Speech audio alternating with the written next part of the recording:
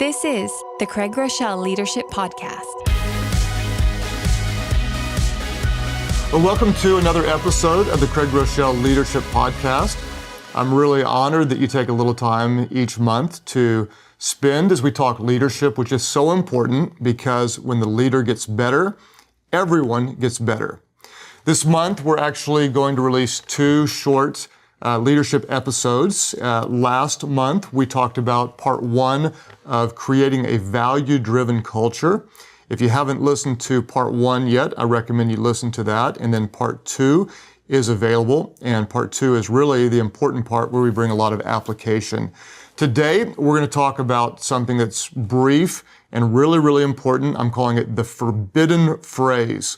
The forbidden phrase. Before we dive into that, I want to just say a massive thank you to those of you who are sharing this on social media. If it's helpful to you and you want to get the word out, that means a lot to me. Also, they tell me it means a lot if you actually review this on iTunes. And so thank you to those of you who left a review. You can also subscribe to this on iTunes. You can watch it on YouTube. You can go and get this at Life.Church/Leadership Podcast. All of the notes are there as well. At the end of each teaching, I'll try to give you some application questions that you can go over with team members if you listen to this with other people, family members, whatever. And so if you go to Life.Church/Leadership Podcast or CraigGroeschelBooks.com, the show notes will be there as well. Every month, I'll try to answer some questions. If you have any type of question about what we're talking about or general leadership questions, feel free to email me at leadership@life.church, leadership@life.church. Today will be brief. Your time is valuable, so let's dive in. Answering a couple of questions. RD asked this question, and this relates to the creating the right type of culture. He asked, what are the practices that contribute to an unhealthy staff culture, and what are the practices that contribute to a healthy staff culture? What leads to healthiness and unhealthiness in a staff culture? Good question, RD. Certainly there would be a lot of different things. What I did is I made a list of the first 6 things that came to my mind. On one side of the list, the absence of these things would create an unhealthy culture. The presence of these same things would create a healthy culture. I know there would be more, but these are the first 6 things that came to my mind. Number 1, if you've got an unhealthy culture, you've got unclear vision and values almost every single time. Number 2, you're going to see weak communication. Your team leaders are not communicating effectively with those who are involved in the organization. Number 3, almost every time in an unhealthy culture, you'll see an avoidance of tough issues. You've got staff problems, you've got challenges. People don't talk about them, they ignore them, pretend like they're not there, sweep them under the rug. You'll almost always see an avoidance of tough issues. Number 4, in an unhealthy culture, you'll almost always see little or no feedback. You don't know how you're doing. You're not allowed to give feedback to those who supervise you or lead you. People aren't really telling the truth. There's very little feedback. Number 5, there will be a limited ability for the whole team to contribute. Limited ability for the whole team to contribute. What do I mean by that? Maybe you're in a meeting and you've got an idea, but you don't really feel like your ideas are heard or they're valuable, and so people sit around and they just don't bring their best. Number 6, in an unhealthy culture, you'll see no goals, no direction, no celebration of wins. The opposite of these 6 things would be, what do you see in a healthy culture?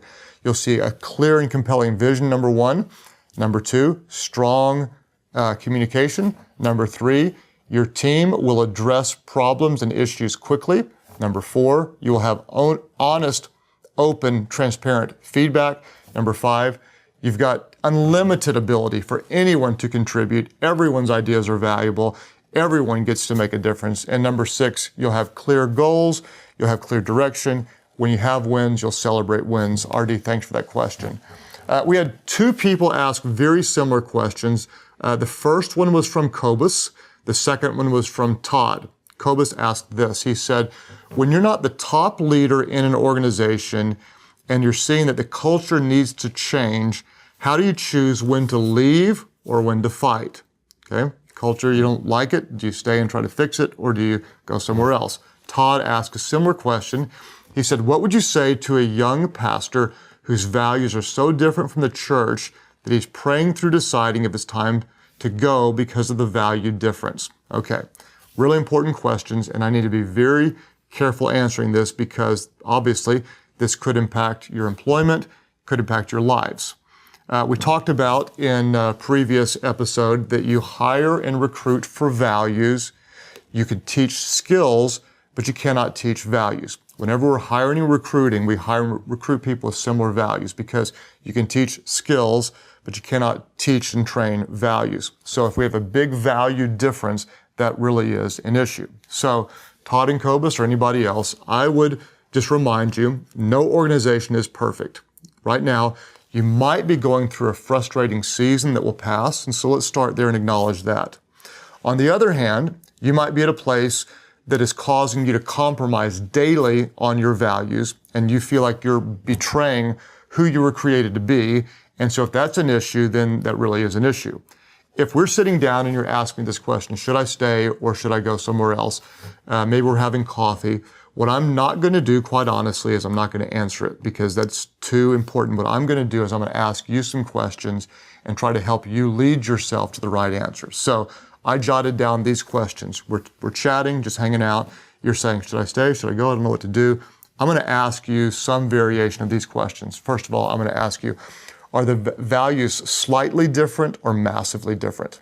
Okay, I want to know that. Then I'm going to ask you to describe the differences so I can help gauge, oh, you're right, this is way, way, way different, or actually it's probably not that big of a deal. So I'm going to try to help you discover that on your own. I'm going to ask you, can you continue to make a significant difference, or do the differences in values limit your ability to do what you can do? And again, I'm going to try to help you discern how big of an issue this is. I'm going to ask you this. If things don't change significantly, can you see yourself being supportive of leadership 2 years from now? Or will the value difference cause too much frustration? It's a really important question. So 2 years from now, you're like, as you're projecting forward, if you can't take it and looking into the future will help you determine, then that might tell you something. Or if you would answer, 2 years from now, I still think I could make a significant difference, then that might tell us that it's not such a big difference. I'm going to ask you this. Do you think that your values are so different that it would be a relief to most of your leaders if you actually went to a different place? Okay, it's kind of a more challenging question, but if everyone is like, whew, I'm glad she's gone, that's actually going to tell us there's a pretty big difference. If you're married, I'm going to ask you what your spouse thinks because your spouse often has real valuable objectivity. And then finally, I'm going to say this.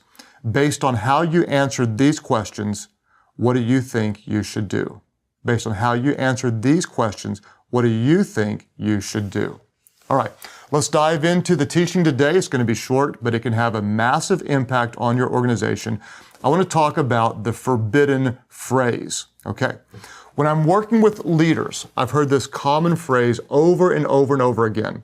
I've heard church planters say it, sales managers say it, a guy starting a tech company say it, a pastor of a traditional church say it over and over and over again. And once I started hearing this phrase repeatedly, I actually tuned in and started listening to it. And the more I listened for it, I heard variations of this so many times, it's hard to describe, okay? Almost every leader I know has said it. I've said it. You've probably said it. Almost every leader has said it, but we're not going to say it anymore. Are you ready for the forbidden phrase? Here it is. The forbidden phrase is this. Well, our people won't fill in the blank. Our people won't, our people don't, where we are, our people won't. Okay? Here's some variations of it. Well, our team never fill in the blank. Well, my staff won't fill in the blank. Well, our volunteers, they just don't fill in the blank. Well, our middle managers, they refuse to fill in the blank. Our sales force, they just won't fill in the blank. Okay? Let me fill in the blank with some things I've heard, but certainly yours might be different. Our church members, they just don't care about the non-church people. Okay? Our sales guys, they won't make calls after 7 p.m. Our newest employees, they just won't work more than 40 hours a week. Our volunteers, they just don't care about the details. We just can't get people at our church to come to the early service. They just won't make room, okay? The people at our church, they just don't care about the next generation. Our frontline people, they're just not friendly. Our people won't. Our team members don't. We won't, okay? Whenever you start to say this, this is important. You're going to be tempted to discount or qualify your area, what you do, where you live. And so I'm going to tell you right now, watch for qualifiers. Watch for the reason why you think you're allowed to say some version of the forbidden phrase. Here's some qualifiers. Well, where we live, people just don't, okay? In our part of the country, people just don't, whatever. Well, based on the demographics of the people that I work with, blah, blah, blah, blah, blah, okay? Well, based on the age of our church, we never see this, okay? In our part of town, well, based on the personality types of the people that I work with, well, based on the level of education of the people that I serve with, well, the younger generation, you see, they won't, okay? The older generation, they don't. Okay, those are the qualifiers. Watch for it. Anytime you start to make an excuse, you need to remember you can make an excuse or you can make a difference, but you cannot make both, okay? You can make an excuse or you can make a difference, but you cannot make both. If you want to take this to another level just for fun, apply this principle as a parent. Well, my teenager won't, okay? My kids won't. My daughter won't. You could even apply it to your pet if you wanted to. My dog won't, okay? When it comes to your cat, forget the cat. Cats will do whatever the heck they want, okay? But the key is this. We tend to say, our people won't, our people won't, our people won't, our people won't. What we have to say is this. It's a forbidden phrase. Our people won't, whatever. What we say is this. We have not led them to. We never ever say, our people won't do such and such. The only thing that we say is, I have not led them to. We have not led them to. A great leader never says, our people won't. A great leader says, we have not led them to. Let me just give you some examples. Well, our church members don't care about the unchurched. You know what? No. We have not led our church members to care about the unchurched. Well, our sales guys, they won't work after 7 o'clock. You know what? I've instilled in them the work ethic necessary to do what it takes to get the job done. It's my fault they're not working after 7 o'clock. Our newest employees just won't put in 40 hours. You know what? I've got to drive the values deeper into our employees. When I do a good job, all of them will work and do whatever it takes to get the job done. Our volunteers just don't care about the details. No. We have not led our volunteers to think like owners. They're thinking like volunteers. We've not led them to do this, and we take responsibility for it. We can't get our people to come to the early service. No, we have not led them to come to the early service, okay? Anytime we sense ourselves saying some type of our people won't, we have to recognize we are casting blame. Don't miss this. A great leader never gives blame. A great leader always takes responsibility. Let me say it again. This is basic, yes, but this is organization changing when you embrace it. A great leader never gives blame. A great leader always takes responsibility. Please take this seriously. What do leaders do? Leaders lead people. You move them to a desired action. So what do? How do we do this? Well, we do what leaders do. We show them why what we care about matters. We tell them again and again and again. We celebrate any forward progress. We tell stories about those who get it right. We set the standard and we personally do more than we would ever ask anyone else to do in this category.